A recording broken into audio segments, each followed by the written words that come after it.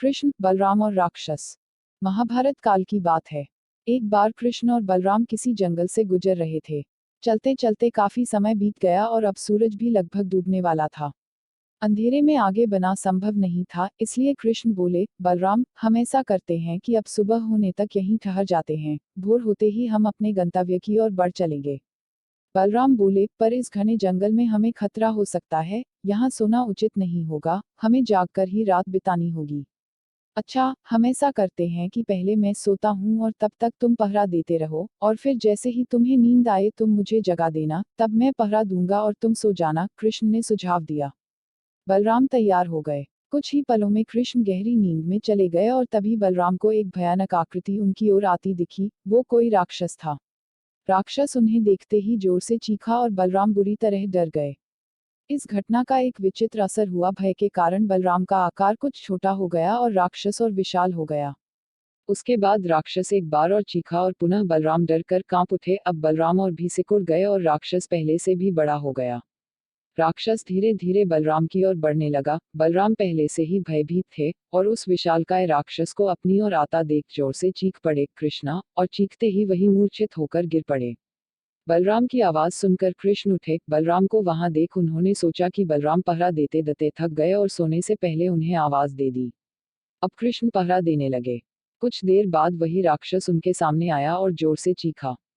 कृष्ण जरा भी घबराए नहीं और बोले, बताओ तुम इस तरह चीख क्यों रहे हो, क्या चाहिए तुम्हें। इस बार भी कुछ विचित्र घटा। कृष्ण के साहस के कारण उनका आकार कुछ बढ़ गया और राक्षस का आकार कुछ घट गया। राक्षस को पहली बार कोई ऐसा मिला था जो उससे डर नहीं रहा था। घबराहट में वह पुनः कृष्ण पर जोर से चीखा। इस बार भी कृष्ण नहीं डरे और उनका आकार और भी बड़ा हो गया, जबकि राक्षस पहले से भी छोटा हो गया। एक आखिरी प्रयास में राक्षस पूरी ताकत से चीखा, पर कृष्ण मुस्कुरा उठे और फिर से बोले, बताओ तो क्या चाहिए तुम्हें। फिर क्या था, राक्षस सिकुड़कर बिल्कुल छोटा हो गया और कृष्ण ने उसे हथेली में लेकर अपनी धोती में बांध लिया और फिर कमर में खोंसकर रख लिया। कुछ ही देर में सुबह हो गई। कृष्ण ने बलराम को उठाया और आगे बढ़ने के लिए कहा। वे धीरे धीरे आगे बढ़ने लगे। तभी बलराम उत्तेजित होते हुए बोले, पता है कल रात में क्या हुआ था, एक भयानक राक्षस हमें मारने आया था। रुको रुको, बलराम को बीच में ही टोकते हुए कृष्ण ने अपनी धोती में बंधा राक्षस निकाला और बलराम को दिखाते हुए बोले, कहीं तुम इसकी बात तो नहीं कर रहे हो। हाँ, ये वही है। पर कल जब मैंने इसे देखा था तो ये बहुत बड़ा था, ये इतना छोटा कैसे हो गया, बलराम आश्चर्यचकित होते हुए बोले। कृष्ण बोले, जब जीवन में तुम किसी ऐसी चीज से बचने की कोशिश करते हो जिसका तुम्हें सामना करना चाहिए तो वो तुमसे बड़ी हो जाती है और तुम पर नियंत्रण करने लगती है, लेकिन जब तुम उस चीज का सामना करते हो जिसका सामना तुम्हें करना चाहिए तो तुम उससे बड़े हो जाते हो और उसे नियंत्रित करने लगते हो।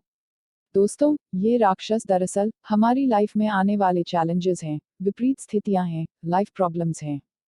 अगर हम इन सिचुएशंस को अवॉइड करते रहते हैं तो ये समस्याएं और भी बड़ी होती चली जाती हैं और अल्टीमेटली हमें कंट्रोल करने लगती हैं, लेकिन अगर हम इनका सामना करते हैं, करेज के साथ इन्हें फेस करते हैं, तो यही समस्याएं धीरे धीरे छोटी होती चली जाती हैं और अंततः हम उन पर काबू पा लेते हैं।